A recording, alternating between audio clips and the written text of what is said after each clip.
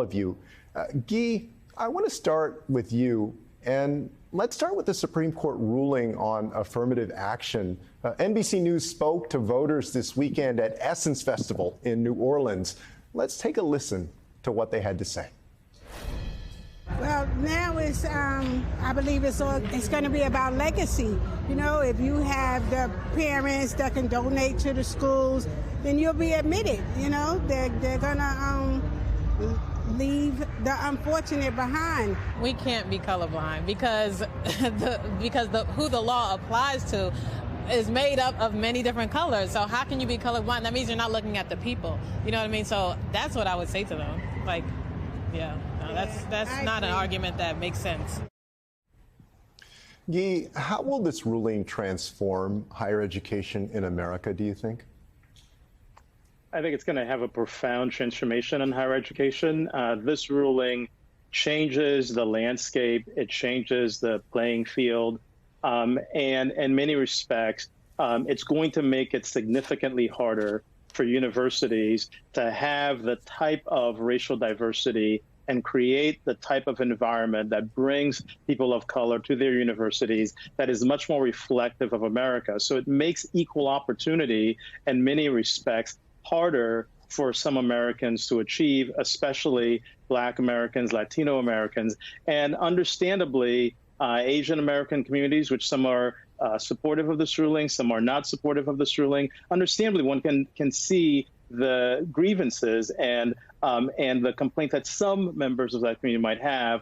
But the question is, how do we create an environment that provides equal opportunity, especially for those who've been historically left behind? And when you look at the Supreme Court's opinion, the majority opinion, insufficient attention to those Americans who are who are left behind, who then may be left out of the promise of American education. So it's going to make it much harder for universities to have the type of equal opportunity that they've been able to have in the last 30 to 40 years.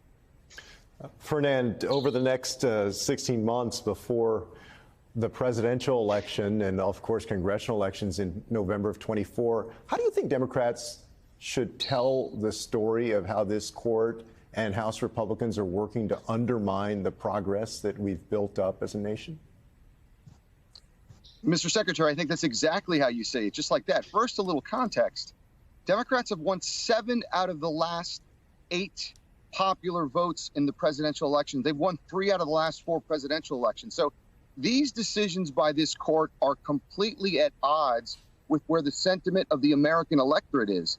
When you throw into that public opinion and the current state of public opinion on many of these issues that the court is ruling on, again, the court is completely out of the mainstream.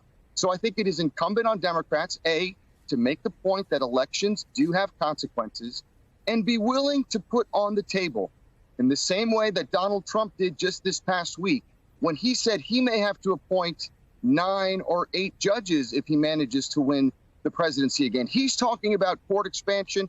He's putting that predicate on the table. I think it is incumbent on Democrats to put that question on the table as well. And depending on the results of the election, with consequences, if they're in the Democrats' favor, be willing to do what's needed to be done to address the fact that we have a court right now out of the mainstream and that is acting not with the legitimacy of where the American electorate has sanctified these decisions, Mr. Secretary.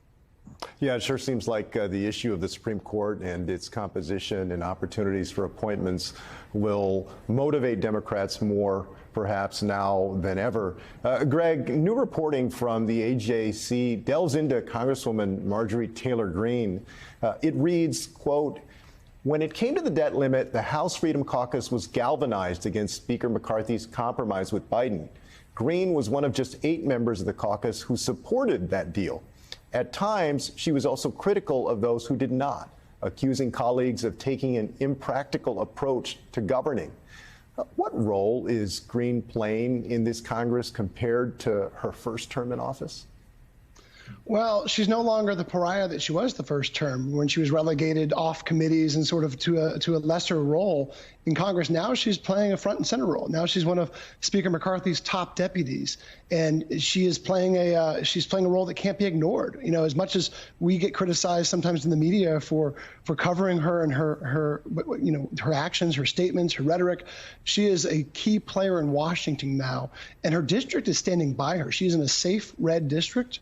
And voters, activists, leaders we talk to in Northwest Georgia, in her territory, say, yeah, they might not like everything she does, but they seem to indicate that she's going to be safe for a very long time there in her own backyard.